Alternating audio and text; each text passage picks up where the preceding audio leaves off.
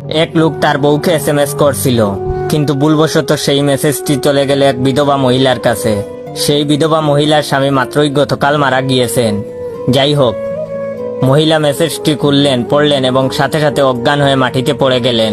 কি লেখা ছিল সেই মেসেজে, যে কারণে মহিলাটি অজ্ঞান হয়ে গেল? মেসেজে লেখা ছিল যে, আমার প্রিয় বউ, আমি ঠিকঠাক মতোই পৌঁছেছি। আমি জানি তুমি আমার কাছ থেকে মেসেজ আশা করনি। এখানেও আজকাল মোবাইল ফোন এসে পড়েছে। আমি আসার সাথে সাথে তারা আমাকে একটি মোবাইল ফোন গিফট করেছে। সেই মোবাইল থেকেই আমি তোমাকে মেসেজ পাঠালাম। তুমি জেনে আরো খুশি হবে যে তারা সবাই এখন তোমার জন্য অপেক্ষা করছে। আশা করা যায় কাল পরশুর মধ্যেই তুমিও চলে আসবে। আশা করি তোমার যাত্রাও হবে আমার মতো সুখের। তোমার অপেক্ষায় রইলাম।